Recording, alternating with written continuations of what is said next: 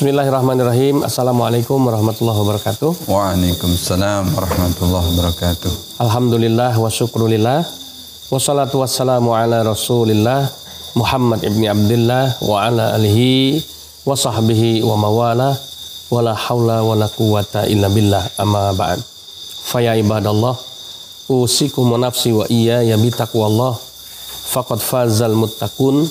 Rabbi a'udzubika min hamazati syayatin wa a'udzubika rabbi ayyahdurun. Shadaqallahul adzim. Ikhwafillah, para pemirsa, penonton, subscriber channel LSK Al-Hadid yang dimuliakan oleh Allah Subhanahu wa taala. Alhamdulillah, kita panjatkan puja dan puji syukur atas nikmat yang telah Allah curahkan pada kita semua. Semoga Allah tetapkan kebaikan, Allah tetapkan keistiqomahan, ampunan, dan juga senantiasa kita dibimbing oleh Allah Subhanahu wa taala. Salawat dan salam semoga terlimpah dan tercurah kepada uswah hasanah dan qudwah hasanah kita, Nabi kita tercinta Nabi Muhammad sallallahu alaihi wasallam. Ya, mudah-mudahan kita semua sebagai umat Nabi yang kelak akan mendapatkan syafaatnya di yaumul qiyamah. Sebelum kita mulai, kita awali dengan baca basmalah. Bismillahirrahmanirrahim. Hari ini di majelis kopi tahajud kami sudah hadir seorang tamu yang istimewa, sosok yang sangat familiar di Yogyakarta dan secara umum kalau nasional di dunia kedokteran, yaitu beliau yang kalau saya bacakan lengkap berdasarkan gelarnya itu Dr. Haji Sagiran SPBK KLMKes, ya, atau kalau saya biasa panggil Ustadz Dr. Sagiran, ya. Dan sudah hadir di tengah-tengah kita. Assalamualaikum Ustaz. Waalaikumsalam. Alhamdulillah sehat ya Ustaz ya. Alhamdulillah. Beliau inilah ya, wajah yang sangat tawadhu, bersahaja, mudah-mudahan termasuk wajah-wajah yang kelak Amin, ya akan dikenali oleh Nabi Muhammad. Amin, ya dan akan bersama-sama beliau ya di surga yang Allah tetapkan. Ikhwafillah yang dimuliakan oleh Allah Subhanahu wa taala, kenapa saya tertarik untuk bisa mengundang beliau ke channel LSK? Karena ada keistimewaan di beliau ini ya, yang ada kaitannya dengan dunia dakwah kristologi kita. Ini ya, ternyata diam-diam beliau ini dulu pernah tersesat juga. Pernah diasuh dengan keluarga Kristen, sering ikut ke gereja, bahkan apa lagu-lagu gerejanya luar biasa gitu ya. Bisa main gitar juga, wah ini luar biasa. Dan yang tadi istimewa, beliau bisa ngerubah lagu gereja jadi lagu Islami gitu ya. Ini yang luar biasa ini ya. Nah, kita akan kenal lebih lanjut dengan beliau nih. Coba Ustadz, gimana itu pengalaman mengenal dunia kekristenan, mungkin bisa diceritain Ustadz sama kita. Ya, bismillahirrahmanirrahim. Assalamualaikum warahmatullahi wabarakatuh. Waalaikumsalam warahmatullahi wabarakatuh. Alhamdulillah, Ustadz Yusuf Ismail, terima kasih atas undangannya di channel yang luar biasa ini dengan sekian puluh ribu subscriber, Masya Allah ya. Mudah-mudahan ini silaturahim secara virtual untuk saya kepada seluruh ikhwah fillah, insya Allah. Amin, amin, amin. Ya, jadi kalau bahasanya Nabiullah Ibrahim itu kan mencari Tuhan. Semua orang mengalami ya. Asal itu ya. Artinya diterpa dengan gelombang kehidupan, bahkan sejak anak-anak di lingkungan keluarganya yang kemungkinan ada ya entah problematika rumah tangga apa, kemudian membuat seorang anak ini tumbuh dewasa dan berpikir siapa saya mau apa, saya kemana, siapa teman saya dan seterusnya. Ya, itu juga terjadi pada diri saya, dan kemudian mencoba untuk mempelajari kehidupan ini secara menyeluruh. Ya, sempat mengenal iman Kristiani meskipun tidak terlalu mendalam karena ya keterbatasan dari seorang anak yang sedang tumbuh, tetapi cukup mengenali secara prinsip bahwa pada akhirnya siapapun yang mencoba untuk menggunakan akal sehat Poin pertama, pasti akan mencari Tuhan dan akan mengidentifikasi siapa Tuhan kita. Nah, saat itu saya dikenalkan dengan istilah Trinitas. Satu dalam tiga, tiga dalam satu, dengan berbagai penjelasannya yang betul-betul tidak akan tuntas penjelasan itu. Sampai hari ini dan sampai kapanpun. Nah, luar biasa itu. Beliau sampai tahu segitu ya. Nah, karena sejatinya ya kalau saya seorang dokter kemudian dokter itu pasti mendasarkan pekerjaannya pada referensi. Pasti itu. Harus ada referensinya. Harus ada referensi. Ilmiahnya begitu ya. Nah, kalau tidak malpraktek Ustaz. Betul. Bisa dituntut. Iya benar. Nah, orang beragama kalau tanpa referensi sama. Betul. Pasti akan tersesat. Makanya alhamdulillah bersyukur kemudian kalau istilah Jawanya itu kedungsang-dungsang ya, apa itu? Jadi apa itu? Apa istilahnya? Ya terjungkal pokoknya, terseok-seok dalam perjalanan. Bahkan kebentur sana kebentur sini, kita kembali kepada iman seorang muslim. Yang kalau saya kembalikan kepada potongan ayat, bukan satu ayat, potongan. Mungkin ikhwah fillah, saya yakin apalagi penonton channelnya Ustaz Yusuf Ismail pasti hafal lah yang namanya ayat kursi. Surah Al-Baqarah ayat 255. Ya. Allahu, dialah Allah. Gimana? La ilaha illa huwal hayyul. Ya. Allahu la ilaha illa huwa. Sudah tegas di depan dikatakan tidak ada Tuhan selain Dia. Terus potongan yang paling menarik itu kata-kata yang sangat sepele ya. Ya. La ta'khudhuhu, la ya'khudhuhu la ta'khudhuhu sinatu wala naum. Sinatu wala naum. Saya mau mencermati kata-kata sinatu wala naum. Lah, jadi Masya Allah ya, Allah Tuhan kita ini, Tuhannya orang Islam ini, dengan potongan ayat ini, udahlah selesai. Kalau kita nggak belajar yang lain itu selesai. Apa itu? Nggak pernah ngantuk, nggak pernah tidur, pernah capek ya, nggak pernah capek otomatis. Nggak pernah butuh apapun otomatis, nggak pernah terpengaruh oleh apapun otomatis. Maha dari segala maha, sudah cukup. Sekarang gini, kenapa saya ngomong seperti ini? Saya seorang dokter, ya, saya mengerti bagaimana problematika tentang yang namanya ngantuk saja, belum tidurnya, ngantuk dulu. Coba sekarang. Kalau kita ambil problem negatifnya ya, seorang sopir ngantuk, apa yang terjadi? Oh, bahaya, kecelakaan ya. Habis sudah langsung. Apalagi itu sopir, apalagi pilot. Dan seterusnya, orang ibu-ibu masak di dapur saya ngantuk, apa yang terjadi? Cipratan minyak. Ya? Saya pernah, ya Allah, saya ini dokter ahli bedah. Saya tanya, seorang bayi atau anak-anak gitu yang baru mulai bisa jalan.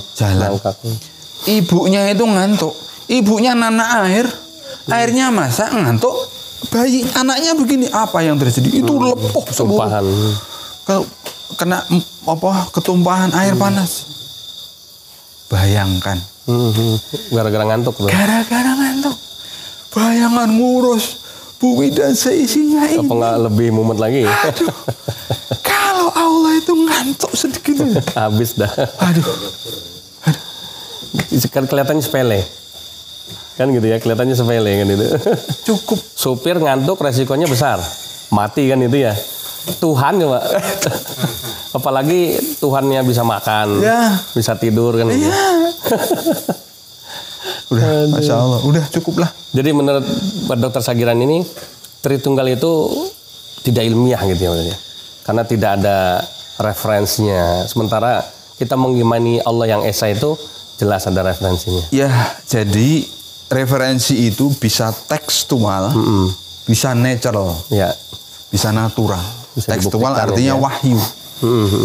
Natural artinya ya jagat raya ini semua menjadi referensi. Betul. Ya, gimana kalau katakanlah Tuhan itu ya sudah mau diterangkan apa sih Trinitas itu susah sendiri kok. Orang kalau mau menerangkan akhirnya susah sendiri. Betul. Tetapi ketika kita menerangkan bahwa Tuhan adalah Maha Esa, akan selesai semuanya. Betul. Dan ini statement beliau ini sampai saat ini ya, kita sangat salut juga ya. Apa yang dikatakan beliau benar sekali. Sampai sekarang orang internal Kristen sendiri masih pada ribut, masih pada berdebat, saling kadang-kadang saling menjelekan itu. Karena gara-gara persoalan ketuhanan tadi yang tidak tuntas tadi. Rebutan ya, ribut satu dengan yang lainnya. Nah, ini luar biasa. Oke, Ustaz, sekarang kalau misalnya kita nostalgia ini. Ada nggak ajaran selain Tritunggal tadi ya? Ajaran di kekristenan yang Ustaz dulu tahu, maksudnya itu yang tidak masuk akal yang lain misalnya. Yang waktu itu bikin bingung atau mungkin ini masih bagusan Islam dong timbang itu. Ya. Bismillah. Begini Ustaz. Semua agama apapun itu pasti menuntut ritual. Oke. Betul. Ini catat ini, ikhwafillah, catat ya. Apapun agamanya, setuju. Apapun agama pasti menuntut yang namanya ritual. Ritual ibadah ya. Ya, ritual artinya bentuk-bentuk kita melakukan penyembahan. Ya. Kita ini hamba, kemudian menyembah Tuhan. Betul. Sekarang cari di mana agama yang ritualnya itu bisa satu seluruh dunia sama. Dan seluruh waktu mulai dari pertama kali agama ini diturunkan sampai akhir zaman. Bukan cuma sekarang ya. Bukan cuma sekarang. Nggak ada. Nggak bakal ada. Kalau mohon maaf waktu itu saya memperbandingkan antara ibadah katakanlah sholat ya. Masya Allah, la haula wa la quwata illa billah. Kita melihat bagaimana mereka sholat. Padanannya sholatnya mereka itu sama-sama sholatnya kita itu kata padanannya apa? Sembahyang. Atau sembahyangan waktu itu. Iya, betul, sembahyangan. Kemudian saya diajak katakanlah ke gereja. Tapi coba lihat. Di mana kata samanya cara sembahyangan mereka dengan antara satu gereja dengan gereja yang lain. Betul. Kita itu punya aturan waktu. Sama. Kita punya aturan jumlah misalnya kalau sholat ya rokaat. Iya. Kita punya aturan bacaan. Iya. Kita punya aturan tata cara. Berdiri, urutannya. Kita punya syarat-syarat menutup auratnya, sucinya. Rukun-rukunnya. Ini lengkap. Dan seluruh dunia sepakat bahwa itu caranya dan tidak boleh diganti. Silahkan perbandingkan dengan ritual mereka. Masya Allah. Enggak bakal. Betul. Kalaupun pimpinan uskup agung di Roma sana, kalaupun misalnya mulai hari ini misalnya menetapkan nggak bakal. Betul. Bisa. Kalau bisa udah dari dulu. Karena mereka itu sudah sangat wa fi suduruhum akbar, sangat dengkinya dengan umat Islam yang seperti ini. Tapi nggak akan bisa. Itu baru tentang sholat, maaf. Belum yang lain ya. Belum yang lain. Luar biasa. Coba. Aduh, tanah suci dah, Dia mau bikin bubar dah. Kita itu punya namanya kiblat. Betul. Nggak ada agama lain di muka bumi ini yang punya kiblat, nggak ada. Jadi sebetulnya begini, mungkin mereka bisa saja menetapkan, memulai ya. Tapi kenapa sampai sekarang kok nggak ada itu kan? Ya itu tadi, agama Allah ini agama yang dijaga kan. Sehingga mustahil mereka bisa melakukan seperti yang kita umat Islam lakukan. Nah, itu bukti nyata kalau memang Tuhannya orang Islam itu ada kan ya. Dan jelas-jelas memang menjaga agama ini luar biasa itu. Nah, oke, sekarang bagian yang santai Ustadz biar nggak terlalu tegang. Tadi yang saya tertarik Ustadz bisa masih hafal lagu gereja itu ya. Mungkin coba dinyanyikan dulu yang versi Kristen Ustadz. Nanti dinyanyikan versi setelah dirubah menjadi yang Islam. Nah, ini udah ada gitarnya Ustadz. Oke Ustadz. Saya lupa Ustadz. Nostalgia nih. Saya lupa itu. Kalau lagu itunya lupa saya. Yang tadi ya. Mari bersyukur dan bersukaria. Ya. Terus apa lagi Pak Eri? Apa masih apa nggak? Hah? Iya ininya apa namanya syairnya dari awal. Mari berhibur. Terus? Nah sini yang nyanyi ini aja yang nyanyi Kristen ayo mantan kan gitu. Coba sembah dan dia sembah dan puji dia ya.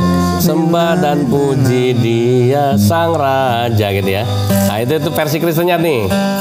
Nah sekarang kita dengerin ya udah dirubah sama beliau ke Islamnya. Ini yang luar biasa ini. Apakah dirimu tidak menyadari?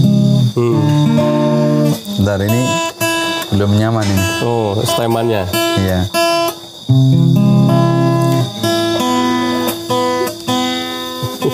Nah.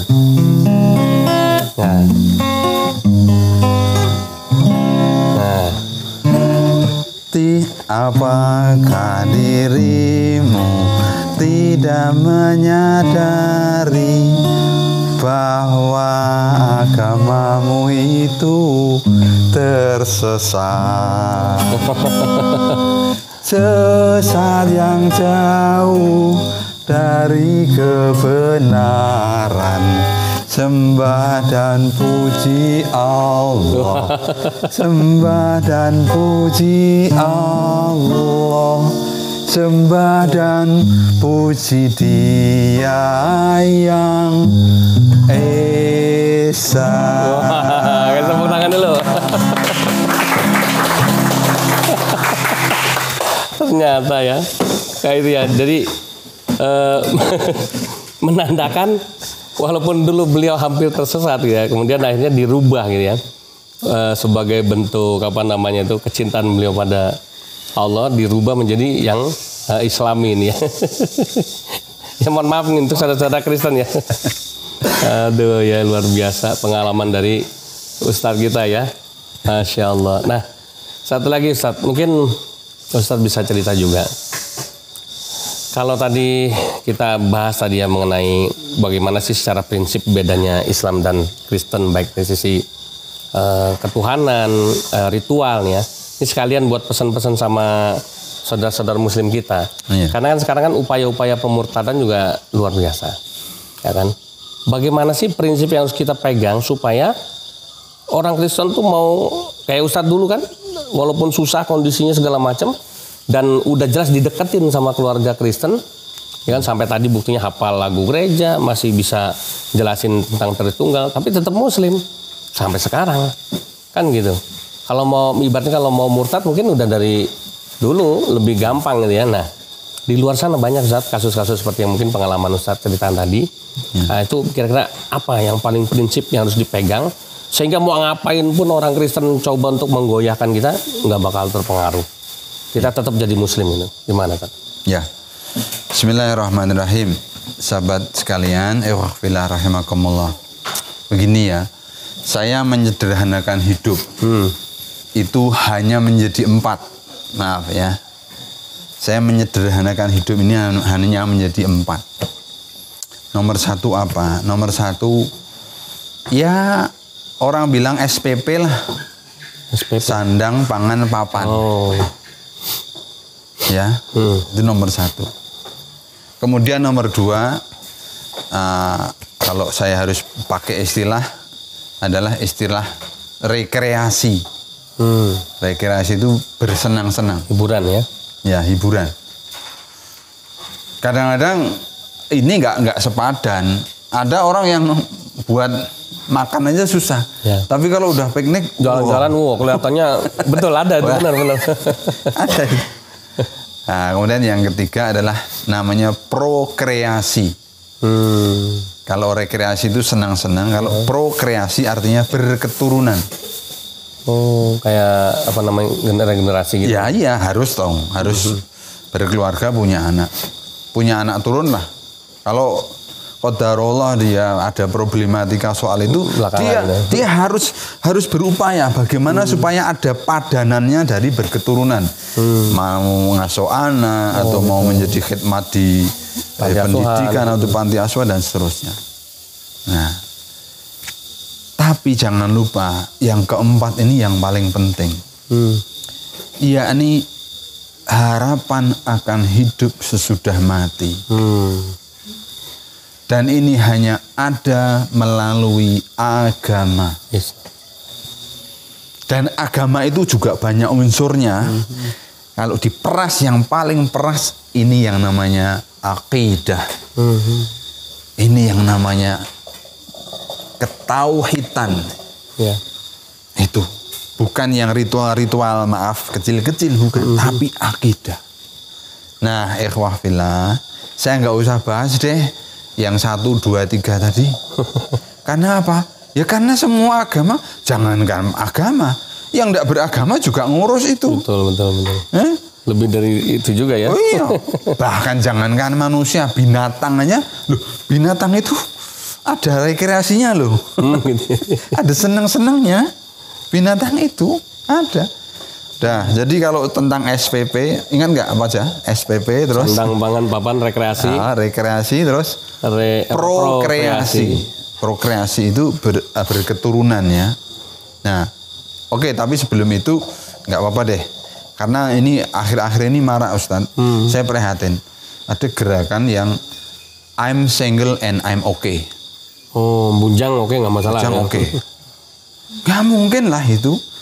Pasti namanya ghorizah insaniyah. Muncul. Nafsul basyariah itu pasti muncul. Terus gimana caranya? Kalau dia nggak berumah tangga, nggak mungkin. Pasti menggunakan cara-cara yang itu tidak sesuai dengan agama. Ya, bahkan di luar negeri itu kalau ditanya, terus gimana punya anak? Saya bisa punya anak, nggak harus berumah tangga. Loh, caranya gimana? Namanya cloning, teknologi cloning, pakai bank sperma dan seterusnya. No. Oke ya, jadi jangan sampai kita salah ya. Kalau sandang pangan papan mah gampang banget bahasnya. Ya, rekreasi juga gampang banget. Tapi juga orang rekreasi sekarang aneh-aneh. Rekreasi off-road yang waduh pokoknya aneh-aneh sudah. Ya saya tidak mempersoalkan atau monggo lah itu. Tapi janganlah sampai 1, 2, 3 ini menutupi yang 4. Yang penting ya. Jadi kalau Ustaz Yusuf tadi menanyakan, sekarang atau mau metode misionaris atau apa pemurtadan, alah paling di 1, 2, 3, 4. Enggak jauh dari itu ya? Enggak jauh dari itu. 1, 2, 3. 1, 2, 3. Kalau enggak urusan sandang pangan papan, urusan rekreasi, urusan ya itu tadi prokreasi ya. Prokreasi. Mau kawin murtad. Itu yang prokreasi ya. Iya. Tapi kalau orang itu kuat di yang keempat itu, yang terakhir itu, nggak akan tergoyahkan. Saya punya rumus begini Ustaz. Waktu itu saya katakanlah ya, jadi anak dalam keluarga miskin berkekurangan. Ternyata dari sirah nabawiyah atau nabi-nabi pada umumnya, ya kan penuh dengan cerita-cerita kemiskinan, penderitaan, dibenci orang, dimusuhi, bahkan diancam dibunuh. Ada yang dibunuh beneran malah. Ada yang dibunuh beneran. Terus apa susahnya kita? Kita kan mah gini-gini aja. Malah enak nih. Jadi akhirnya alah. Begitu. Jadi mohon dipahami, menderita atau cobaan atau ujian di poin 1, 2, 3 itu kita nikmati aja. Selama kita itu yang keempat itu yakin ya toh. Wah. Ada yang kenal lagunya ini? Waduh. Ada lagu lagi nih. Iwafila.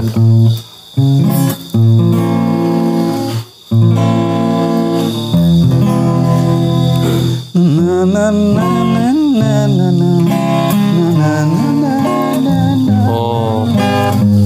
Apa itu? Lagu anak zaman now ini.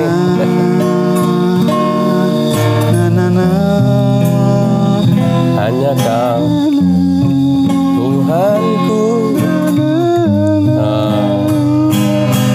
Allahu Akbar, Allah Maha Besar, ku memujamu di setiap waktu. Hanyalah tempatku berteduh, mohon ampunan dan ampunanmu.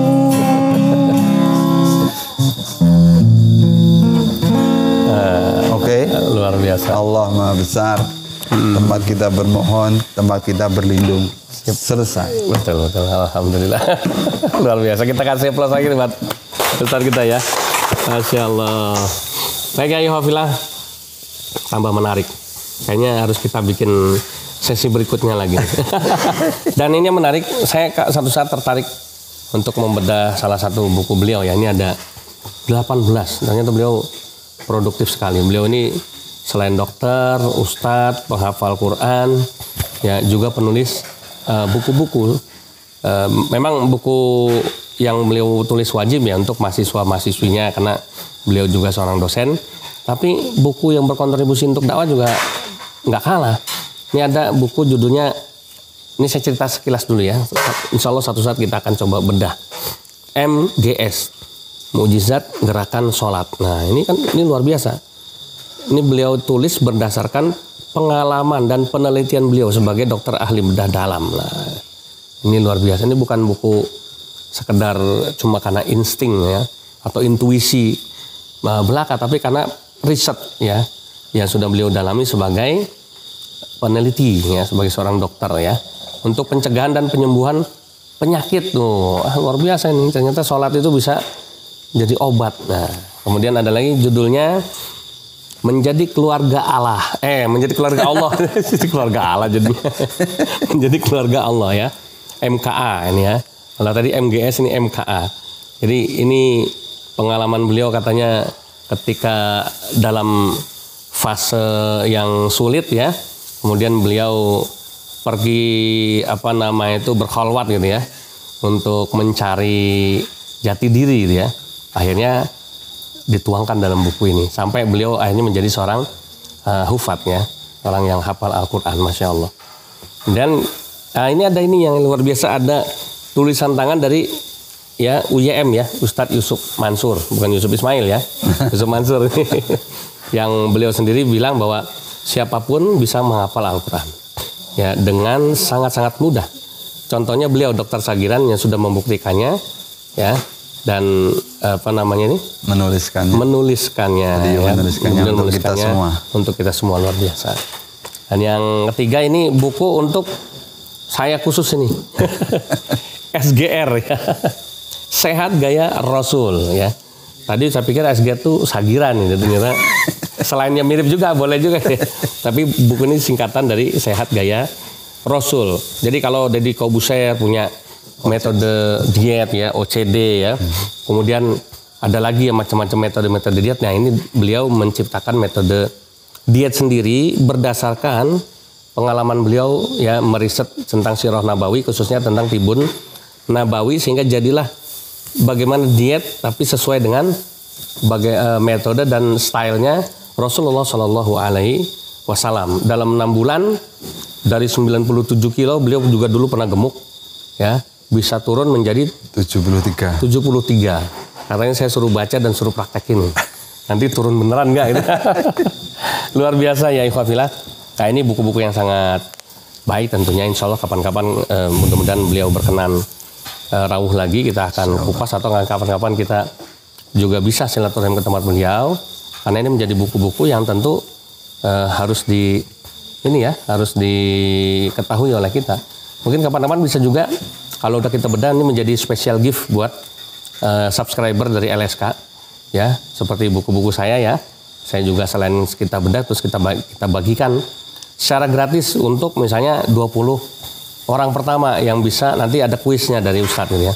Yang bisa menjawabnya, nanti kan kita kasih hadiah ini akan kita kirimkan ke alamat antum semuanya.